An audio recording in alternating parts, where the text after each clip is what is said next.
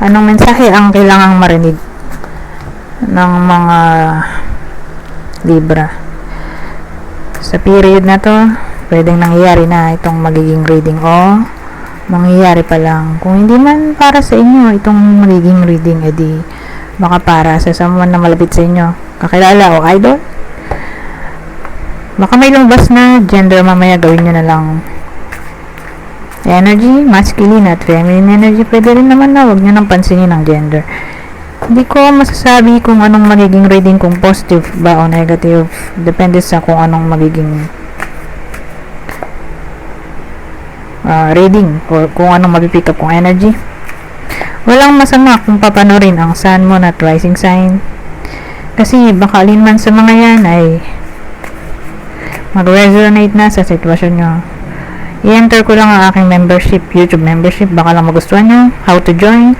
Pakiclick lang ang join button dito sa YouTube para makita ang mga exclusive perks na in-offer ko. Anyways, simulan na tayo. Ito bida, ay, dalawa pala yung tao. So, wala tayong bida. Energy sila lahat. Okay? Kung baga, general reading to, hindi nyo makikilala kung kayo ba yung tinutukoy o hindi. Mamaya, tingnan natin sa clarifier cards. Baka may lumabas doon na ibang information. Okay?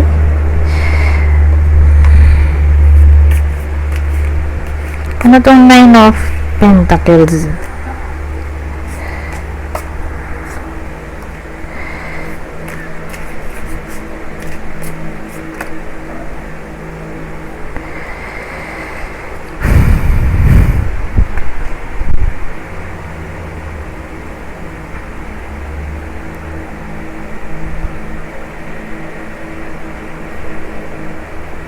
So, may bida na tayo. So, bida natin. Pwedeng babae. O, feminine energy, kung lalaki.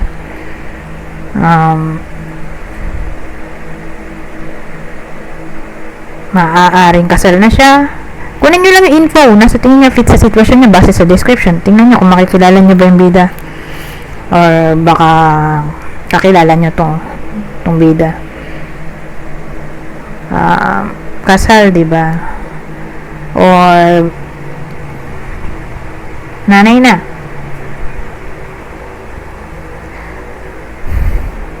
Mayaman. Kung di mayaman, may business. Kung walang business, may trabaho.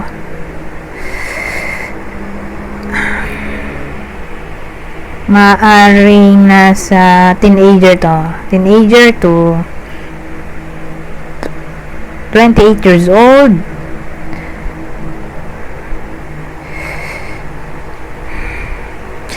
Kasi maganda naman yung lumabas na cards in a way na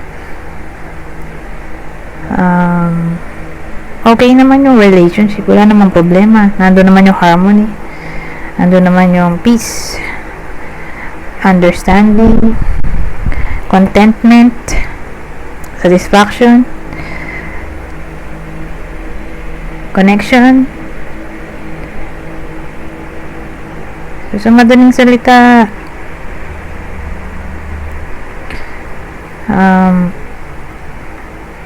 walang dapat ipagpangamba dahil may attraction naman sa isa't isa ang mga bida. Love attraction. Pero tingnan pa rin natin itong mga lalabas. Pero sa una, more like sa una, pero hopefully hanggang katapusan ganun pa rin yung energy. Pero in the beginning stage, ganun yung energy.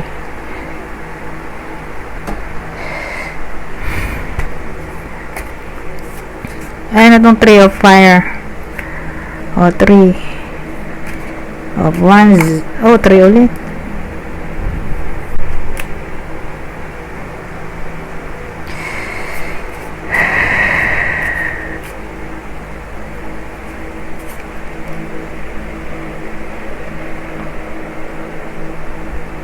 So, energy niya pa rin to at page pa rin to eh.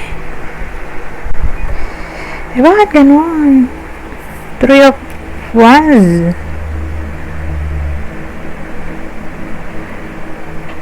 Three of Wands, tapos may, ano ba yun? Three of Cups. Tapos siya ulit to, page, pero fire. Page of Wands. Diba to? Justice.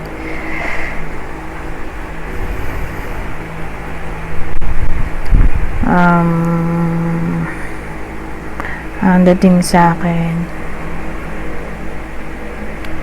maaaring sa period na to, whether nangyayari na to o mangyayari pa lang, pero may iba kasing mga tao na pwedeng makaapekto sa connection nilang dalawa.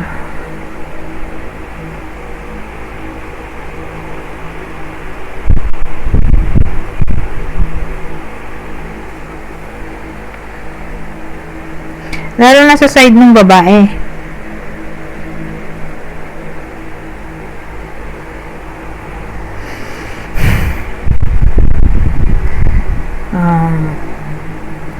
Doon magmumula yung parang third party, pero hindi naman siya cheating, kundi ibang tao sa side ng babae. Anong bida natin yung pwede makaapekto sa connection na to?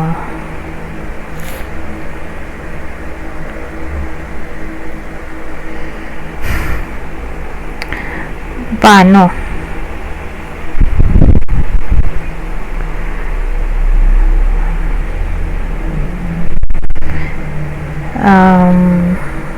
Parang may sasabihin siya about literal na justice or about truth.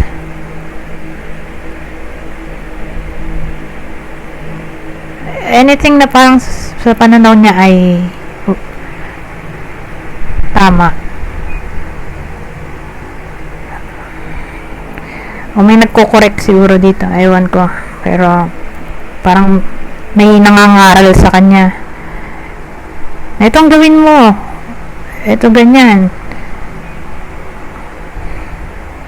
o tinuturuan niya siguro yung bida na kung paano i-handle ang relasyon niya. Siguro magulang niya to, kapatid, ewan ko, pero parang pinapangaralan siya dito. Siguro wag konsintihin ang bad habits ng asawa. Pwede rin. Anyways, ayan itong Earth Queen natin. O Queen of Pentacles. Ayun, nag-away na. Ay, dalawa na pala.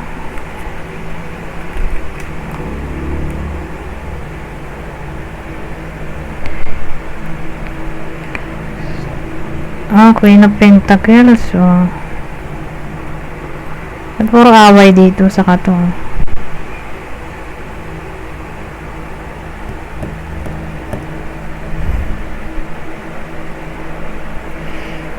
So again, meron tayo ditong Queen of Pentacles. Ito, Five of Wands. Queen of Wands. Ito, Seven of Wands.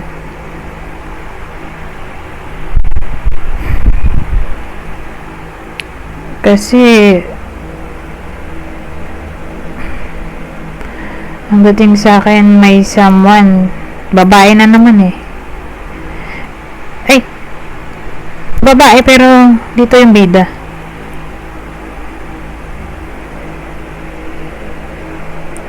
Ano eh, tawag dito?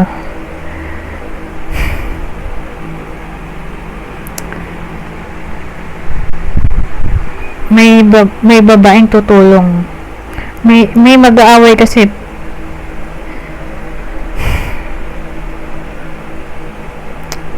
More like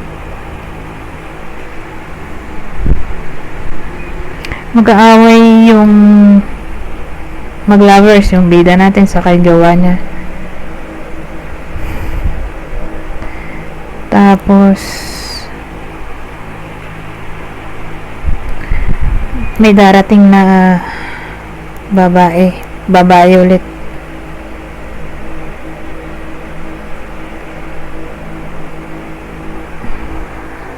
Babaeng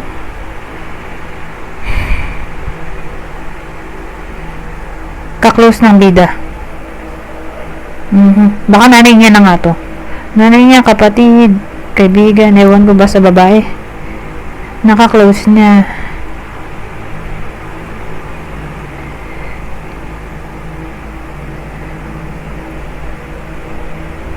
So, ang dating tutulong siya kasi mag-aaway dito nga kahit dito, dictatorship. Baka siya na yung nangangaral, yung babae. Yung sabi ko kanina, may third party ka ako. Hindi ko masabi kung sino. Pero nasa side nung bida nating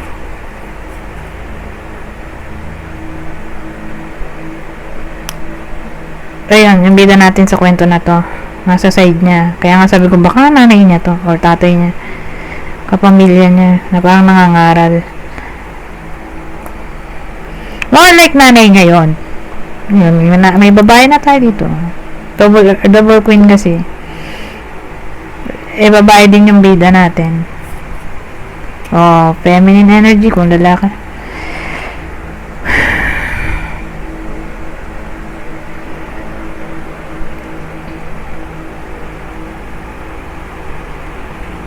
More like pagbabatiin sila, hindi naman masama yung motibo niya.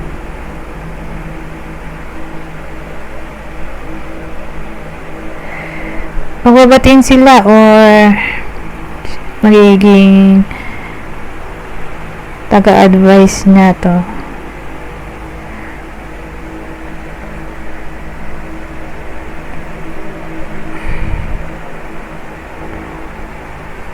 Ganun dating kasi nag-aaway dito. Ito. Darating to para pagbatiin sila or magbibigay ito ng advice dun sa bida nating babae o lalaki kung introvert. Ngayon, queen ulit pero queen of cups.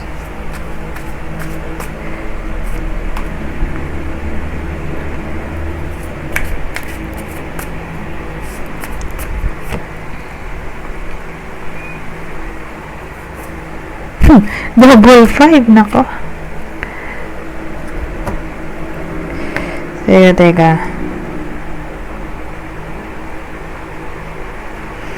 Ito, Knight of Swords. So, Queen of Cups can clarify ng 5 of Cups, 5 of Earth, o 5 of Pentacles. Tapos, Knight of Swords. Ano to?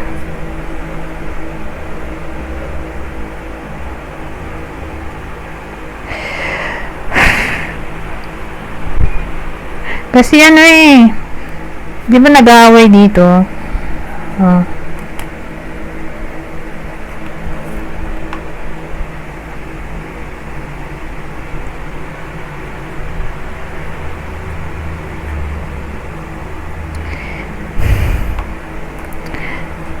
Ang dating kasi magkakaroon kaya sila mag-away kasi magkakaroon ng parang intuition.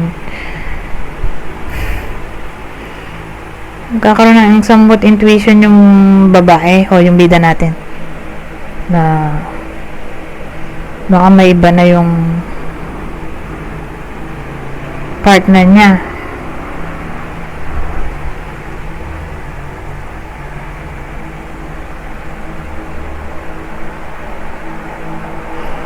Ganon. Yan yung pag-aawayan nilang dalawa.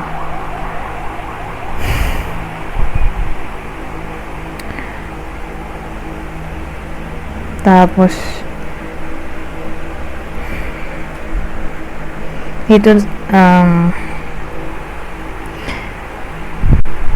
magiging defensive naman yung lalaki o yung partner niya.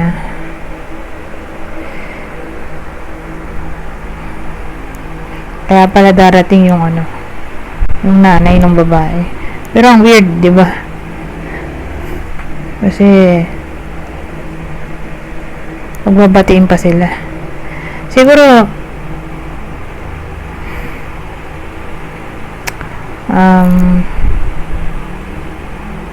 pakalmahin niya yung utak ng anak niya kasi wala pa namang evidence, di ba? Kaya magiging somewhat mediator yung nanay. Kasi magiging conflict na to eh.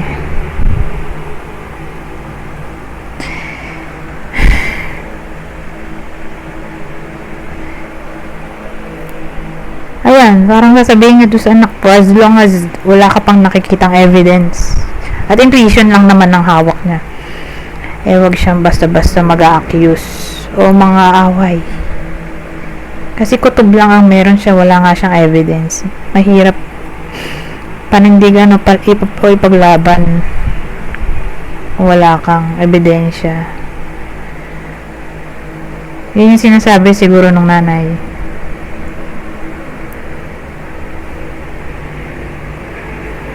Doon sa anak niya, doon sa bida natin.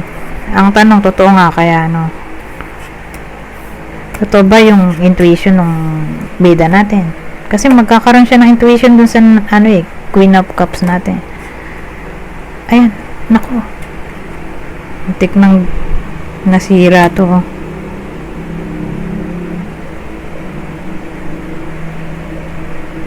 Hindi ko na nga iipit dito. Yung mga cards nasisira eh. Dito ko na lang siya ilalagay. Iyan.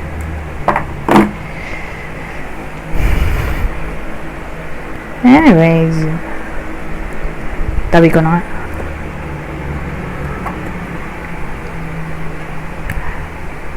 Alamin natin kung totoo nga ba yung intuition. Oh, yes or no?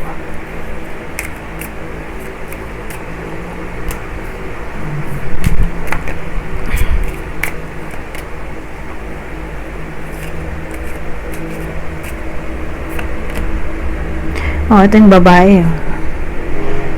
Kaya lang ano ba to? Other woman ba to? Ayaw kong makuha ng idea.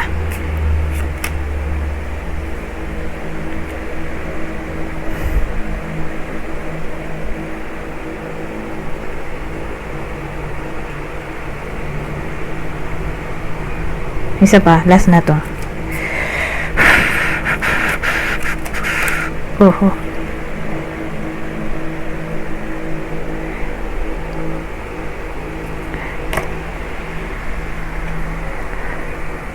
So ano, totoo ba?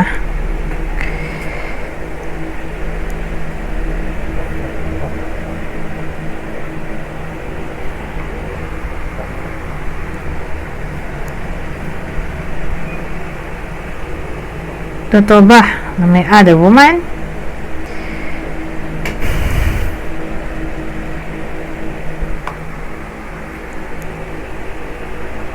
Oo.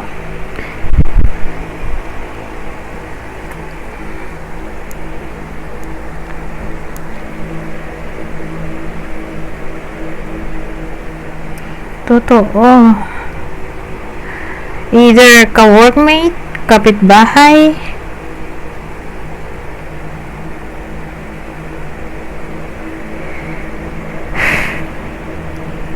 o na-meet niya lang online. Pwede rin mas matanda yung babae sa lalaki. Kasi may lovers tayo dito. Ito naman na yun, deception card. Ito, other woman na talaga.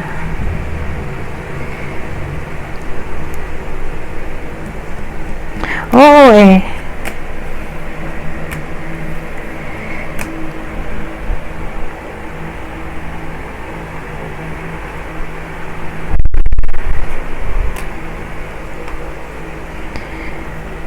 Yung iba nga sa inyo, ano eh, kilala nila yung tao. Wala silang idea na yung pala yung third party. Anyways, Mukhang totoo nga yung yung intuition. Kaya lang mahirap mo kasi anuhin yan eh. Ipaglaban kung wala kang evidence. Kailangan may mag-link doon sa third party at sa partner niya para ma-accuse niya. Kasi kung wala siyang clear evidence, mahirap nga ipaglaban yan.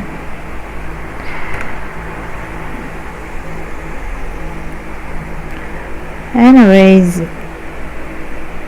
punta na lang tayo dito sa huling deck.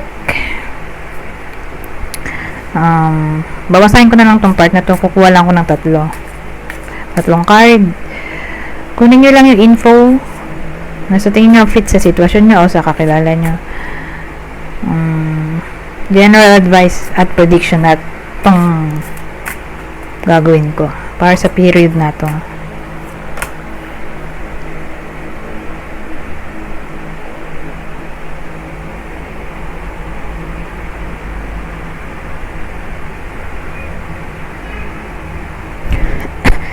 Challenges. All true soul connections involve challenges that can be overcome together. Heart. You begin to feel your heart beat faster when you are close. At ang huli, love. Love conquers all. Anyways, hanggang dito na lang. Goodbye. For now.